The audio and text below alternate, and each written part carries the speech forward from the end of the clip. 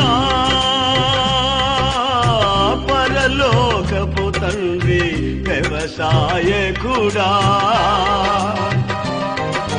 నా పరలోకపు తండ్రి వ్యవసాయకుడా,